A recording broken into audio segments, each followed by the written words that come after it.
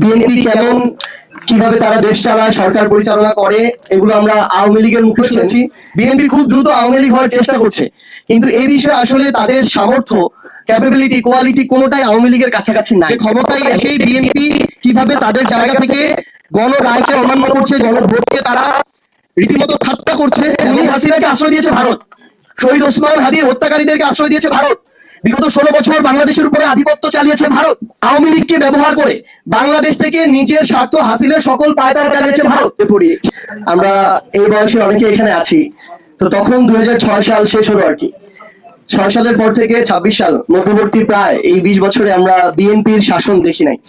BNP কেমন, কিভাবে তারা দেশ চালায়, সরকার পরিচালনা করে, এগুলো আমরা আওয়ামী লীগের মুখে শুনেছি, এগুলো আমরা মিডিয়ার কল্যাণে শুনেছি, এগুলো আমরা বিভিন্ন বইয়ে পড়েছি।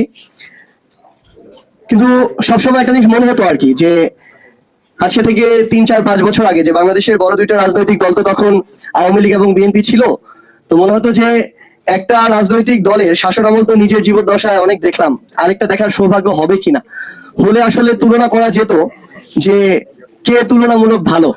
কিন্তু এখন দিনে দিনে বিএনপি তাদের কাজের মধ্য দিয়ে এটা প্রকাশ করছে যে তাদের যে আসলে অবস্থা, এই অবস্থা এটা তুলনা করার না যে কে কার চেয়ে ভালো, বরং এটা তুলনা করা কিছুটা যেতে পারে যে কে কার চেয়ে বেশি খারাপ।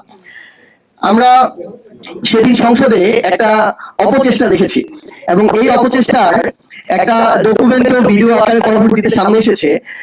আমাদের কয়েকজন জুলাই যোদ্ধা ভাই সেখানে বলছিলেন যে আমরা বিএনপির জুলাই যোদ্ধা দেখে আমরা ঠিক মতো আমাদের সুযোগ সুবিধাগুলো পাইনি। তো এর মধ্যে দিয়ে আরেকটা জিনিস আবার এসেছে, যেটা সোশ্যাল মিডিয়া একটু ভিন্নভাবে প্রকাশ করা হচ্ছিল, যে জুলাই যোদ্ধা এবং শহীদ পরিবারের সাথে জুলাইয়ের নেতৃত্ব দানকারীদের বাক বিতণ্ডা। তো পরক্ষণে ওই ভিডিওটা যখন আসে, তো আমরা বুঝতে পারি যে বিএনপির চিন্তা ভাবনা এবং চেষ্টাটা এখন এতটাই অপচেষ্টার দিকে গিয়েছে যে বিএনপি পন্থী কিছু সিলেক্টিভ জুলাই যোদ্ধাকে আমন্ত্রণ জানিয়ে তাদের সাথে অন্য রাজনৈতিক দলের কিংবা এনসিপি কিংবা বিরোধী দলের নেতৃবৃন্দদের একটা অস্বস্তিকর পরিবেশ তৈরি করার পর্যন্ত তারা হীন চেষ্টা করছে সংসদের মতো জায়গায়।